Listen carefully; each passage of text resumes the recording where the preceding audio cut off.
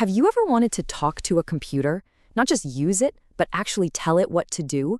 To build something totally new just using logic and a bit of creativity? Well, that's exactly what we're going to do today. We're diving into Python, which is honestly one of the best and most friendly programming languages out there. I love this quote from the legendary Donald Knuth because it just nails it. A lot of people think programming is just cold, hard logic, and it is, but it's also an art form. It's a way to create, to solve puzzles, and to build genuinely cool and beautiful things. So how in the world do we actually talk to a computer? Well, here's the main challenge. Deep down, at their very core, computers only get one thing: electricity on or electricity off. That's it. It's a language of just ones and zeros, also known as machine code.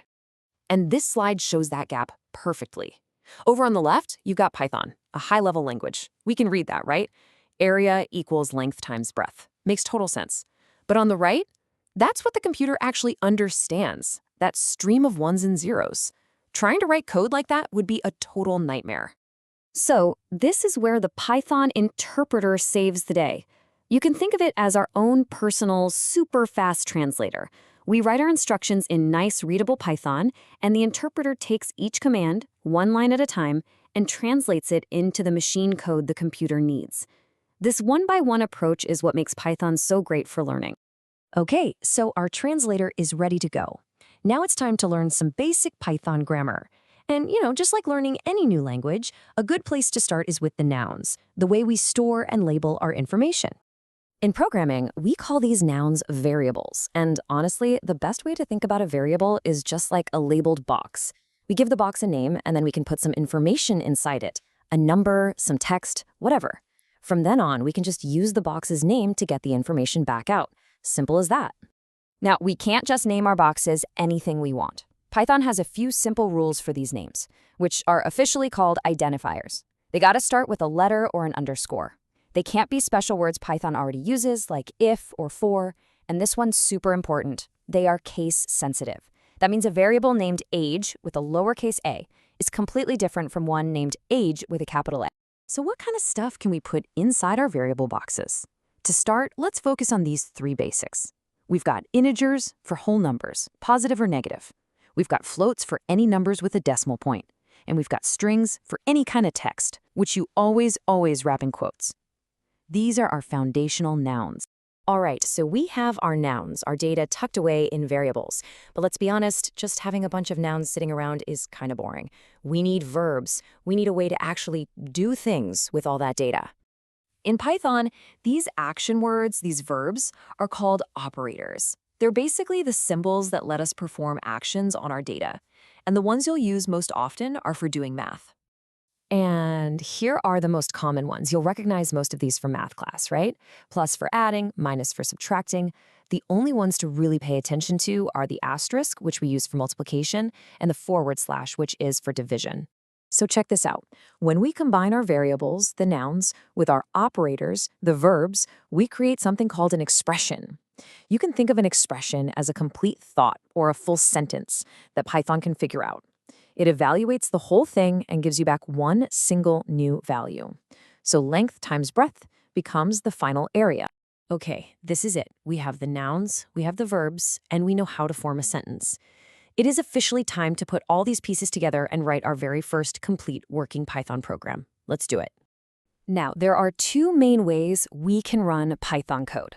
On the left, you've got interactive mode. It's kind of like having a conversation. You type one command, hit enter, and you get a result right away. It's awesome for quick tests. But to build a real program, we use script mode. That's where we write all our instructions into a file and then tell the interpreter to run the whole thing from top to bottom. And the process for that is super simple. It's really just 3 steps. 1, write your code in any plain text file. 2, save that file with a .py at the end. That's how your computer knows it's a Python script. And 3, you tell the interpreter to run it. That's the whole process. Okay, for our first program, let's build a classic, a little tool to calculate the area of a rectangle. It's simple, but it's perfect because it forces us to use a really important feature. We have to be able to ask the user for information. We need them to tell us the length and breadth. To do that, we're going to need 2 essential functions. First is input. This lets us show a message to the user and then wait for them to type something in. Second is print, which lets us display our final results back to the screen. These two, input and output, are the heart of any interactive program. But here is the big gotcha. And listen up, because this trips up literally every single person when they start. The input function has a quirk. No matter what the user types in, even if they type the number 25, input always gives it to our program as a string, as a piece of text. And you can't do math with text. The solution is something called typecasting. It sounds fancy, but all it means is we have to explicitly tell Python, hey, I know this looks like text, but I want you to treat it like a number. And we do that by wrapping our input function inside of an int function, which forces the result into an integer.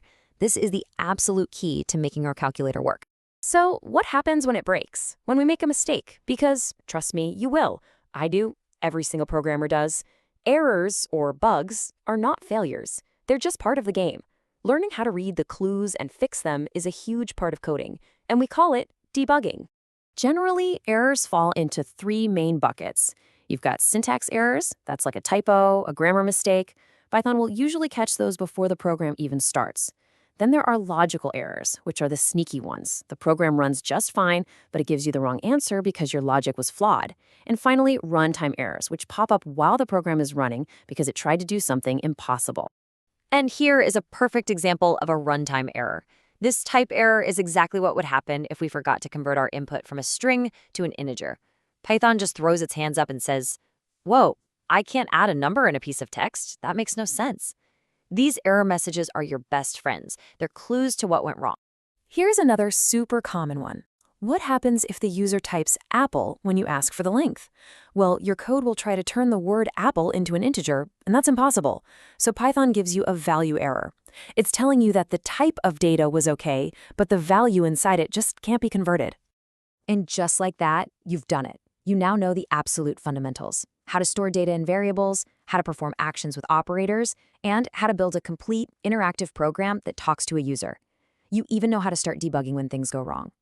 So now that you've written your first program, the real question is, what will you solve next?